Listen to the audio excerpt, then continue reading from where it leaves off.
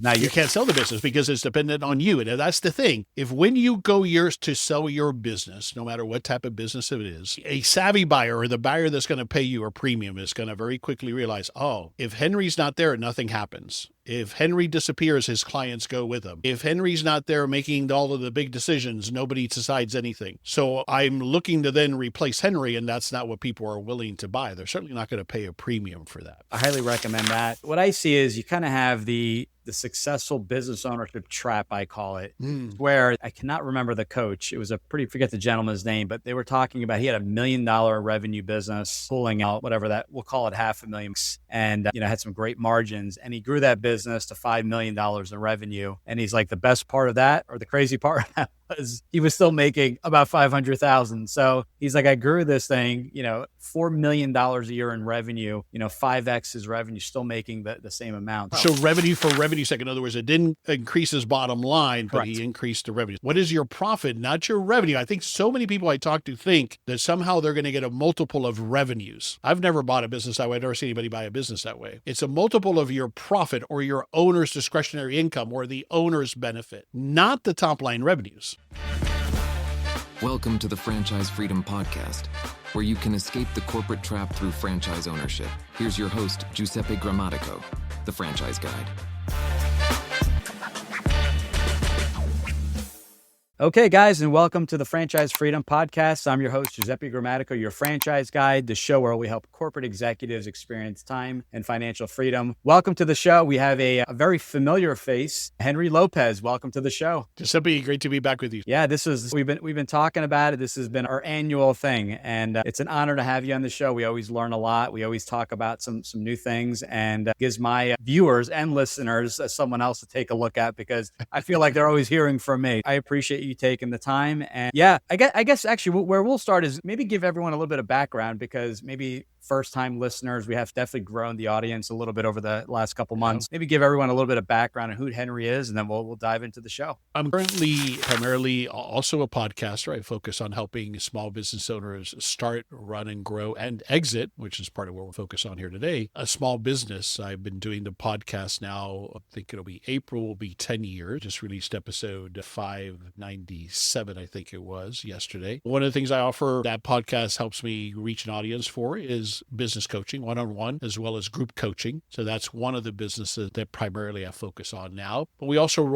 have been rolling out related services, like we just rolled out a bookkeeping service for small business. So in my history really quickly, I started with my first business back in 1991. It was a side hustle because I kept my day job and my partner ran it full time. I've been a part of about 12 or 13 different businesses that I either have started from scratch, bought, or sold since 1991. Wow. So you've been in the business a while. So it's been a while. You got the battle wounds that we were talking about. That's right. As we often talk about, I made that transition from the corporate world as you did. And through the 90s, even though I had ended up being 3 locations of that local pizza franchise, never could get it to a point where I could leave my day job. Finally, in the early 2000s, I was able to transition more or less full-time to business ownership. And those journeys and those stories are, what we talk about, the experiences and the mistakes we can help people prevent, and the opportunities or ways to look about it. Sometimes even in our conversations, I pick up a few things that I get to apply to my business. And I hope you're able to do the same when we speak. Absolutely. That's why I've had you on my show numerous times as well. So we learn from each other. I learn from my clients. Every time I do a coaching session, I'm learning and validating. And that's, I think, one of the reasons I enjoy coaching so much is I'm learning, I'm being challenged, I'm seeing different things done different ways and the impact that we can have. And then, of course, with how you help people navigate franchising, but really you're helping them navigate business in general as well. Yep, that's it. That's it. The things, you don't know what you don't know, and the questions you should be asking, what to prepare for. And that's what I truly enjoy doing. It's just helping people, because this is not the stuff you really learn in school. You're learning this, owning the business, right? Although I have my degrees, I learned so much owning my first franchise, our Italian restaurant with the family, where looking back, that's where I really got to cut my teeth and learn the business. So I know you know this, but what I did, I cheated a little bit today. I have to admit, we've had you on the show. This will be the 6th time. So 5 times we revisited a show. So technically this would be the 7th episode, but 5 unique episodes. While we were kind of talking, I said, well, what topics can we talk about? And I utilized Gemini, Google Gemini. And I said, can you scan all the previous episodes episodes to look for commonalities. What have we talked about and what have we not talked about? I just didn't have time to listen to every single episode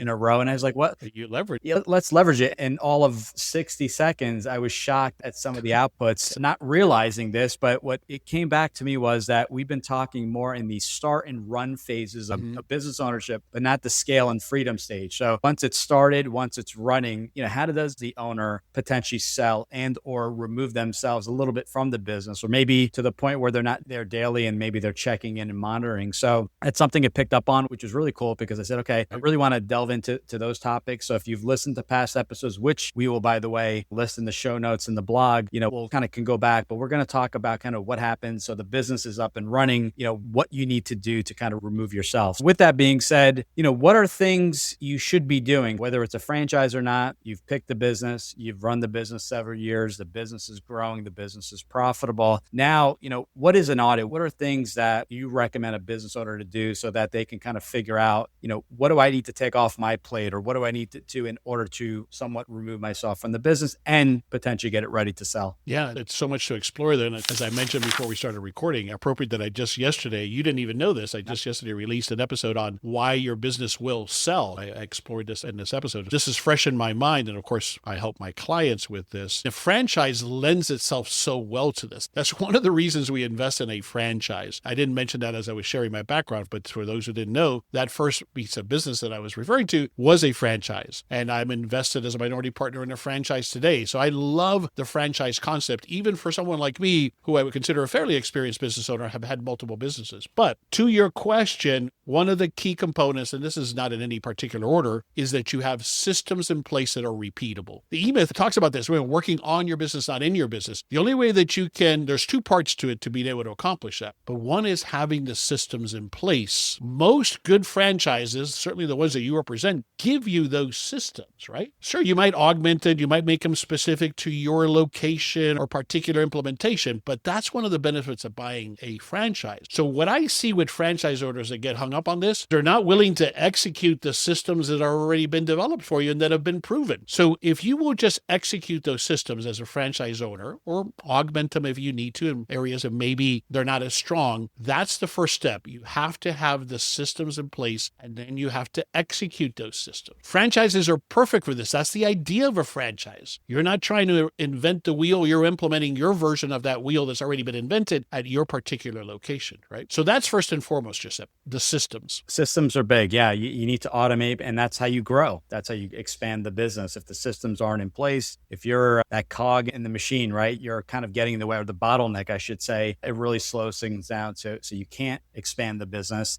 And then you can't sell the business because now you can't sell the business because it's dependent on you. And that's the thing. If when you go years to sell your business, no matter what type of business it is, a savvy buyer or the buyer that's going to pay you a premium is going to very quickly realize, oh, if Henry's not there, nothing happens. If Henry disappears, his clients go with him. If Henry's not there making all of the big decisions, nobody decides anything. So I'm looking to then replace Henry, and that's not what people are willing to buy. They're certainly not going to pay a premium for that. Now, a franchise, again, is built around that concept. So what does that mean for you? From day one, when you go to that training, you got to buy into the system that they are giving you, right? You've got to buy into that recipe. Be willing to execute it. So that's part of it. The second part of it is one of the ways that we execute it and we remove ourselves from the day-to-day is we have to have a team, we have to train them, we have to empower them. And again, that's another area where a franchise is great because a good franchise typically gives you, again, that piece of how to train. You could even send them to the franchisor to train in some cases, certainly your managers, but you have to be willing to let go after you've gotten past that startup phase. And that's where I see owners get hung up, is they're not willing to trust or empower their team. Right. And without that empowerment, you're involved. Now they're okaying and asking you every question. Can we do this? Can we not? So that is crucial. And, the systems are important, but also let's talk about with the systems, the KPIs. I think one thing that you're hearing more and more of, and it comes from the book Traction by Gino Wickman, we look at, you have the systems and then you have the KPIs, what are being monitored, but equally as important is not just the what, but the when. When are certain things being done? The marketing KPIs, are they monitored weekly? Is it monthly? What does the financials look like? Let's start with KPIs, what you should be monitoring, because if you don't know your numbers, obviously that's going to affect the business, especially if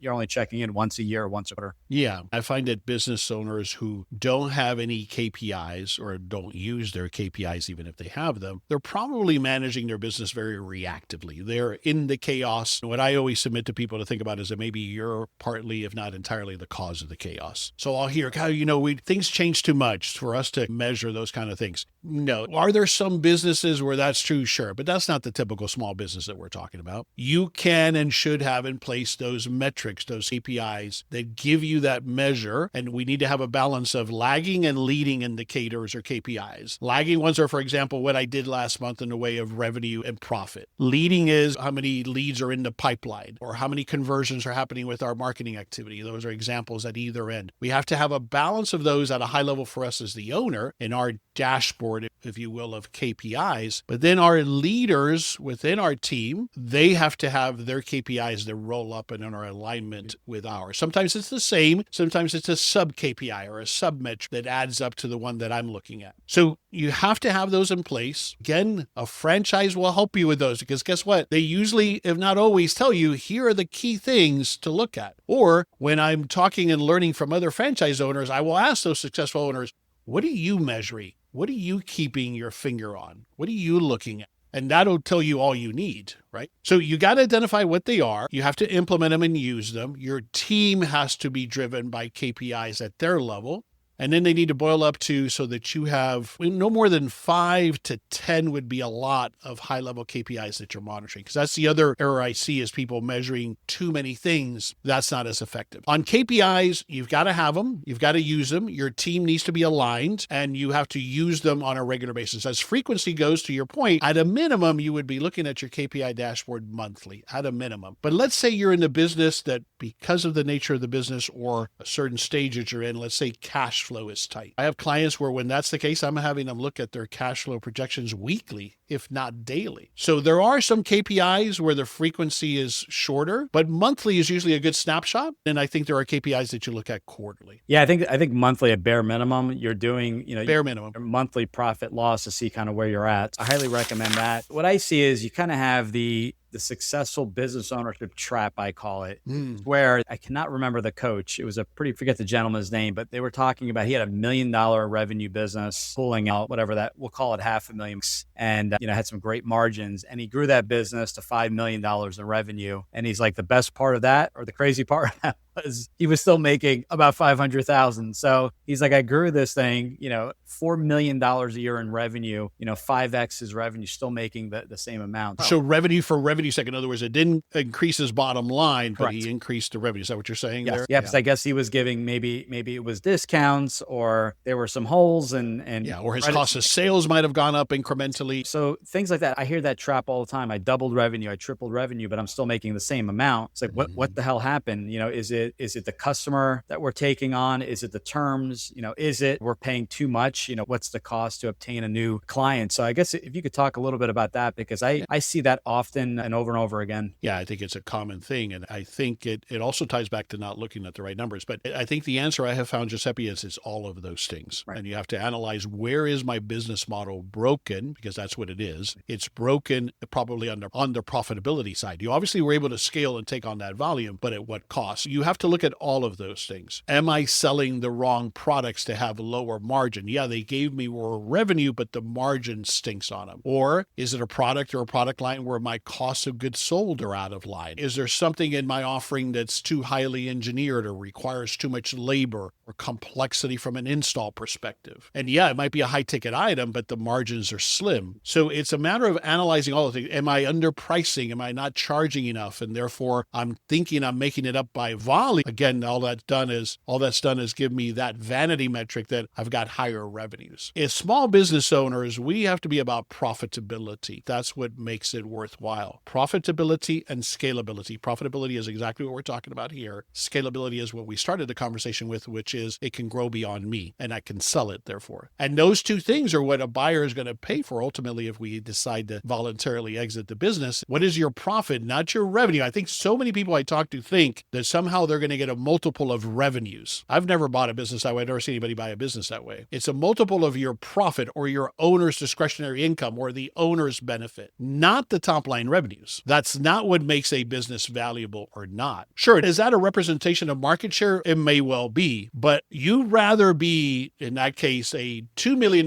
company hitting 20% margin than a $10 million company doing 5% margin. The other reason why that's the case is that's when you slim down your margins, then you're more exposed to volatility. What if one of those key clients goes away? Or what if economic conditions slows down your revenues? And now you've got this cost structure that requires you to maintain that volume. That's a very volatile position to be in as a small business owner. So does that make sense, my answer there? Hey guys, thanks for listening. I hope you're enjoying the show.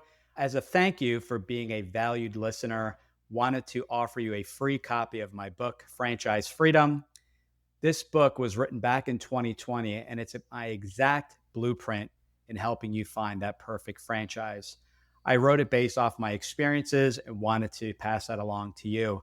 Want to chat today? You can book a call directly on our website, top right side of that screen, and you can schedule a 20-minute call. We'll dive into if a franchise is a good fit, help you get qualified, and figure out what that perfect franchise match may be. So I hope you take me up on my offer. Once again, Franchise Freedom. Download the book today for free or book a call with me directly, and we'll help you bypass all that information you find online. Most importantly, figuring out if a franchise is the right fit and then figuring out what that perfect franchise looks like. So thanks again for listening to the show, and back to the show. It makes a lot of sense. And part of that is, you can actually, to an extent, check on the profitability per client. Sometimes it doesn't make sense. You have clients that are calling you every single day. The margins aren't there. You need additional staff to support them. Maybe it doesn't make sense, or there needs to be some change in pricing or change in the level of support where some of it's automated, or you're putting something up there where there's a portal that can answer the most common questions. So, yeah, that's such a great point. So I interrupt because I just came up with a client of mine here this week that I spoke to. We can make a mistake sometimes thinking, I'm not going to make great money on this client or this project, but it's going to lead to XYZ. Okay, that may well be, and I'm not saying you don't do those things, but be very careful with that. Be very careful with giving up margin or overly discounting, because it'll be good to have that client on our client list. It may well be, but that's not something we can usually afford to do, at least not very often as small business owners. That makes complete sense. And by the way, some people may be thinking, well, if I own it, and this applies to any business, franchise or not, but if I have a franchise, aren't I assigned the coach? And the answer is yes. I refer franchisees to Henry that are in business. They started the business and they're looking for kind of over and beyond support, because each franchise is going to offer you different levels. Exactly. Yeah, I have clients that are franchisees, and it's not that they're not getting support from the franchisor, but it's a different perspective. And sometimes it does help to have that third-party perspective and viewpoint. I think regardless of whether it's a formal coach like myself or you in your consulting capacity when you're looking to invest in a franchise, or peers or mentors, man, all of those that you can have on your side, that's huge, and a huge advantage to have as a small business owner. Agreed. Yeah, put together that team, that support system is huge. And as a franchise owner, you have the other franchisees supporting. Exactly. That's huge. We've talked about that so many times. To me, that's probably at the top of the list of the 4 things I look for that we've talked about so many times. That network of other business owners, oh my gosh, that's invaluable. I see it every day when I coach my independent clients, the ones that are not part of a franchise, and especially in industries where there's no peer group, where there's no industry association where they can go for that. Business ownership is a lonely pursuit. And so if you've got that, and you've got that with a franchise, incredibly valuable. Agreed. I couldn't agree more. You talked about perspective, maybe someone that removed from the franchise,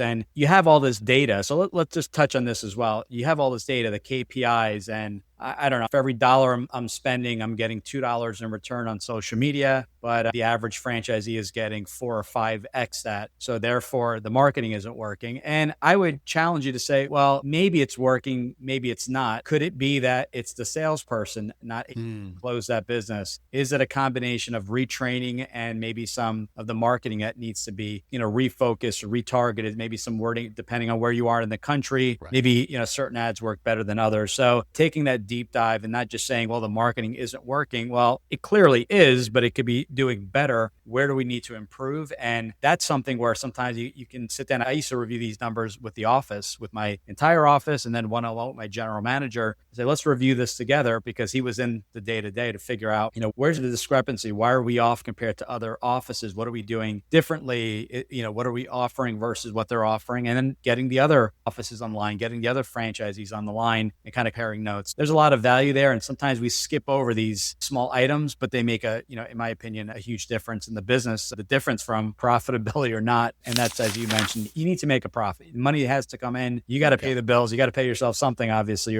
you're doing this for the financial and time freedom, but finances are definitely important. Absolutely. If it's not sufficiently, I always say sufficiently, in other words, it's your definition, but sufficiently profitable, then what the heck are you doing? You got into businesses for that. You go get a hobby or a charity, but you're in business to make a profit. So that's got to be there. And to the point that we started the conversation, to be able to exit your business, to be able to sell your business, it's got to be significantly profitable. Very few people are going to buy a business for any kind of a premium or any kind of return for you that they see as broken and they're going to have to fix. I've seen it happen, believe it or not, because I've coached people who have bought those businesses, but it's rare. You're not going to get that. All right, just to start to recap a little bit, we've talked about the systems. We've talked about owner dependency. Those are two key things to getting to that next level so that you can exit if you want to. That's the thing I always talk about with my clients. You want to build your business as if it were a franchise. And of course, you help people with buying a franchise. Why do we say that? Why does Michael Gerber and others talk about that? Because a franchise is built for that purpose primarily, which is you are going to buy into the rights to take over and implement your implementation of this proven system. Right? You're not going to have to reinvent it. Yeah, you might have to adjust it and tweak it, just like you just mentioned, for example, related to your particular market, but you're not going to have to come up with the recipe. The recipe is going to be given to you. So all you have to do is execute that,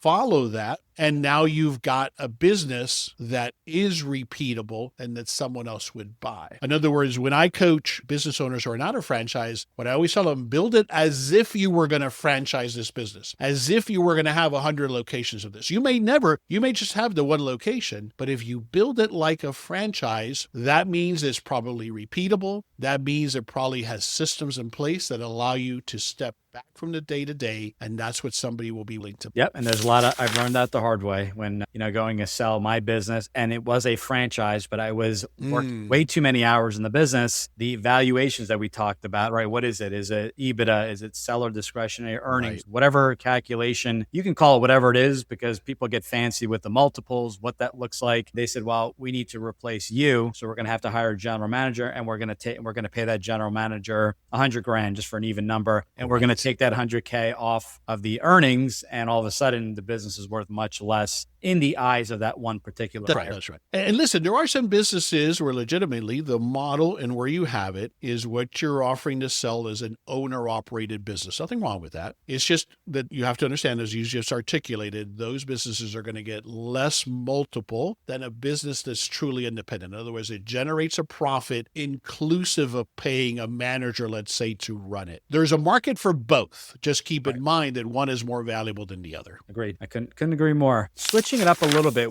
I think it was 3 years ago, we talked about offering a remarkable customer experience. It actually been 4 years ago, now that I think of it. And, what is your differentiator, right? It's really standing out. That experience is everything from the intake, when they first become a client, to whenever they have that issue, to just the relationship and the follow-ups and making sure everything is going smoothly. So the question comes up in that interview, we talked about offering that, but what happens when you are looking to scale and it's the owner that is really kind of, front and center offering that great experience? What do you recommend? Because now that's kind of being taken off the plate of the owner. So how do we maintain that remarkable customer experience when you are trying to kind of remove yourself from the business? Yeah, no, that's a great question, Giuseppe. That's such a challenge. This is a big one because, again, there's two sides where that applies. Oh, I've always been the rainmaker. I bring in the business in some cases. And also, I'm the one that makes sure that everybody gets treated the right way, because I'm the only one that can possibly embody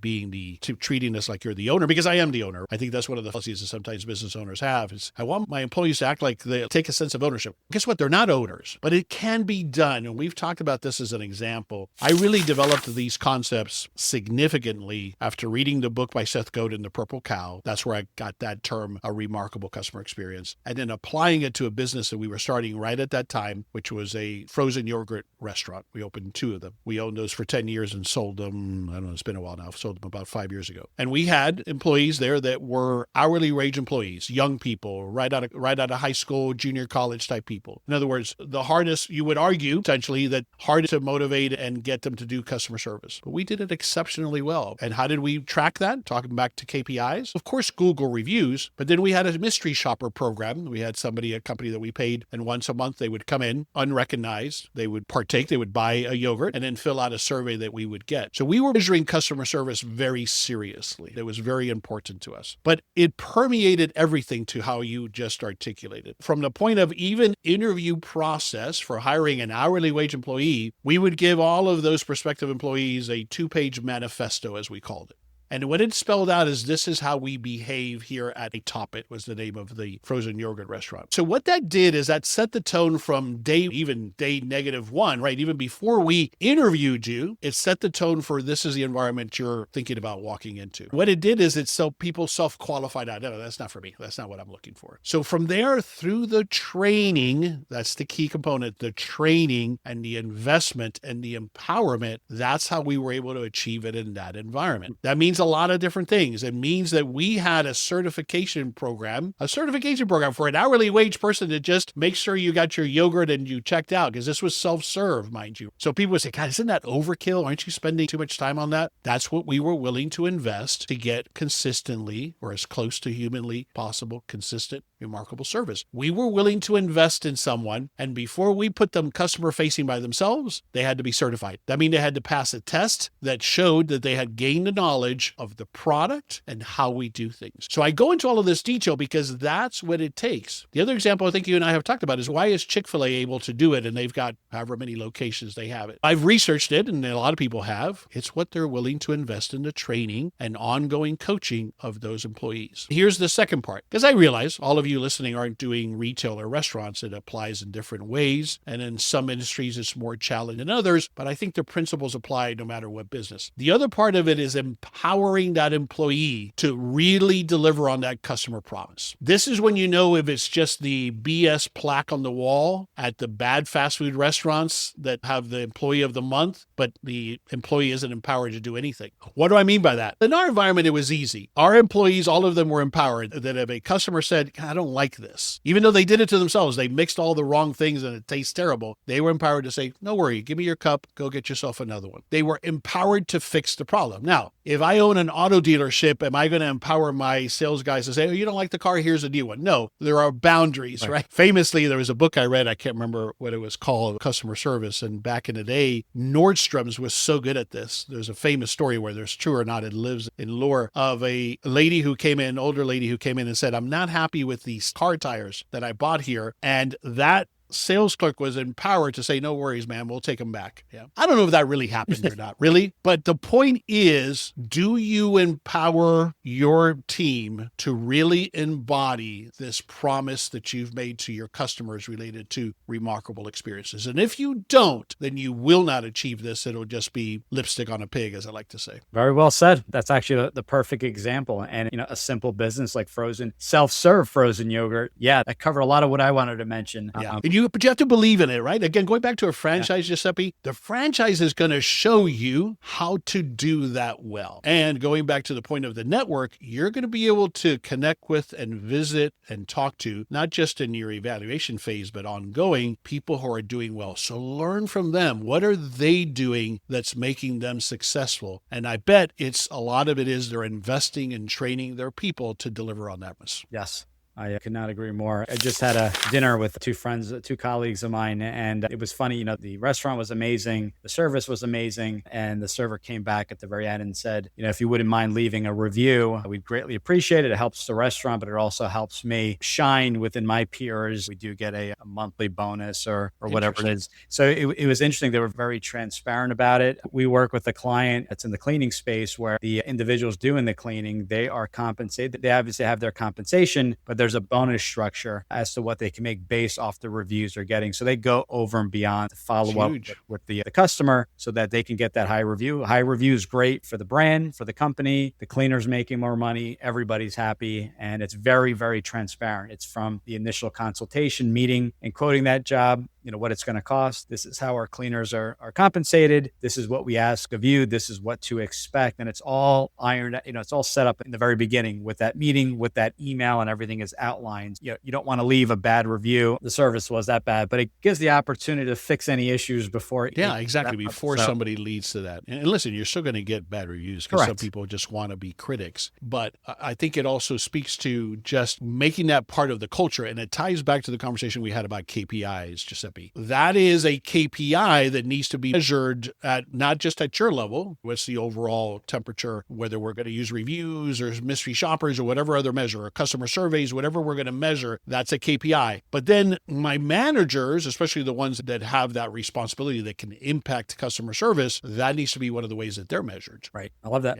Yeah. And it could be a KPI or it could be casual. Like you mentioned, the other thing we did at our yoga shop, if somebody got mentioned by name in a review, they got a gift card. It wasn't a big gift card. It wasn't that big of a deal. And their name got put up on the bulletin board. People love that. That's the proper use of the employee of the month kind of concept. Yeah, it's feel good. There's pride there, and then it becomes a competition. How do I get on the board? What do I have to do over and beyond? Right. So and then you've got a culture of delivering remarkable experiences. Yeah. I'm going to call this one a secret, but we have a future project we're working on next month. It's going to be a mini style summit, which we're going to talk about in a future episode. So we're going to be covering a lot of this in a lot more detail. But for our listeners today, anything else we didn't discuss or any other words of wisdom from Henry Lopez? Let me just go through my list of 5 reasons your business will sell. We've touched on them, a few of them in depth here, but just go through them right quickly. Number 1, a scalable and repeatable offer. In other words, for a business to be sellable, and again, the value of a franchise, you're usually not selling something in a franchise that's highly engineered or configured. It's repeatable. It's a repeatable offer. That makes your business sellable. 2, predictable and recurring revenue where possible. In other words, we're ideally building a business where it's not just a one-time thing. There is hopefully an opportunity to repeat service or to have some kind of subscription component if it applies. It doesn't always apply. Number 3, documented systems. We talked about that. Number 4, owner independence. We explored that.